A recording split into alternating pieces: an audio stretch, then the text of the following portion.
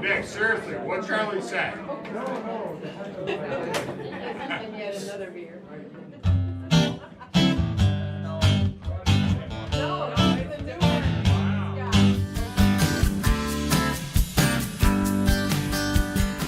The man playing the guitar is Nick LeDuc. He's a musician originally from Ogdensburg, New York, and currently based out of Rochester. Nick and I happened to meet at a concert for Dead & Company in Saratoga, New York. He told me some bizarre stories about his life, intriguing me with tales of cross-country travels, festival performances, and fishing adventures. I couldn't help but want to learn more. Nick invited me to his home just outside of Rochester so I could delve deeper into his wacky world. He lives with his girlfriend Julia in his friend Russell's house.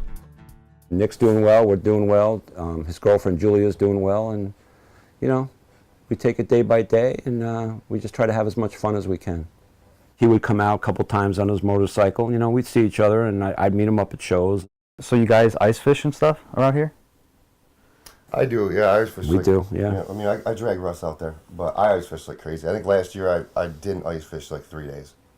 Yeah, I mean, that's the truth. In the whole season, I think I ice fished the entire season. Ready to change his address to the yeah, to I was gonna put a mailbox on the ice. Pretty much everywhere I go in New York, I get the same kind of pull. That's huge for me. It allows me to be able to make a living doing what I'm doing. You know, if I show up these places and they're empty, I'm not going back, you know. I mean, you see how it is, that place you went to, that's the first time I've ever been there. You know, I've never even been to that, you know, out in that area. And the people come out to see me.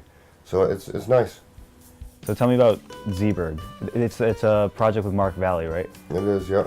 Mark Valley, who wrote and directed the movie series, he was born and raised in Ogdensburg. He sent me 3 episodes. He wanted me to get the idea where the series is going. I looked at him and I wrote the theme music for the series off of that.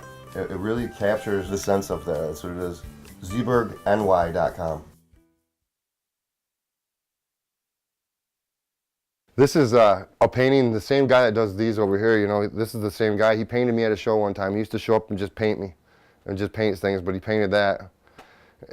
I used to have this old guitar, this Surf Green Strat, so he painted that to me one time, which I think is pretty cool. This is where it all started. This is my hometown, and I went up there visiting, like, I don't know, last winter sometime, and I was in this restaurant I used to go in when I was a kid.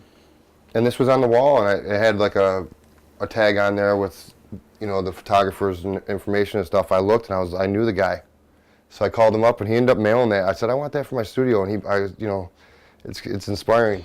All these paintings and everything in here is pretty much gifts or custom from somebody. It was a really crazy band the way we worked. That's one thing with Last Note. We never practiced. People couldn't put their head around that. I would send out ideas and emails, and would get together at shows and put them together. We opened up Winter Creek, I think, 3 years in a row on the main stage in Water Street with some big bands, Driftwood, and a lot of big bands that are doing big things right now.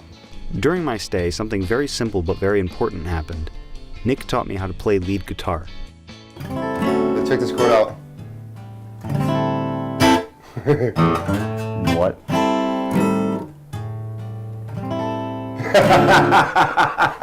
Beyond introducing me to the alien world of Rochester, Nick initiated me into the dark magic of guitar playing. It was a profound moment for me that I know I'll never forget. I'll never be able to thank him enough for this. Later, we walked around the city to take in the sights, of which there were many. Nick brought me to some of the shops in the area to show me how rich the local art scene was. We work with about 70 local artists. We sell all the tickets here. People come in, it's a very open policy. We have hoodies and shirts and tie-dye undies, tie-dye baby rompers. Here's our original Mr. Aaron. Yeah, there's Aaron. Oh, is that the original owner, Mr. Aaron, and he caught his lovely wife, Jen, is here today. If you lost something, you would throw it down here on your way out the door. He truly believed that it would come back to you. That's the article when he passed away, up on the wall. And there were hundreds of people out here on the street. It was a very sad day for us here on the Avenue. We later headed to a local restaurant to have a Rochester staple, the garbage plate. A meaty monstrosity with either hot dogs or hamburgers covered in meat sauce. I got 2 cheeseburgers, some mac salad, and some home fries, crispy. It comes with a defibrillator. You don't want to eat it every day. When I first started playing, I'd be so critical on myself. And people come up and be like, oh, that's the best show. That was an amazing show. I can't believe that. And they're praising me, and I'd stop them. Like, oh, like, you know, it could have been better. That's the worst thing you could ever do. Just keep it to yourself and move past that and learn from it. Don't project that to anybody, especially your fans who are trying to tell you did a good job. If they told you did a good job and you think you fell on your face, you smile and you thank them. And then you try and do a better job next time. That's all I always say with a diamond, you know. If you're on an island and you have a diamond the size of this room, it's only a rock until you can give it to somebody that can prove it has value. That can say, oh, look at that diamond. Well, now all of a sudden you guys have a big diamond the size of the room. Otherwise, it's just a rock, a worthless rock.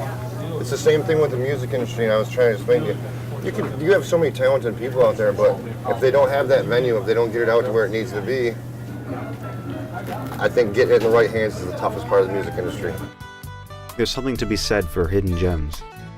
People, cities, true diamonds in the rough, never seen by the outside world, either because we're not looking or because they decide it's not important to show us.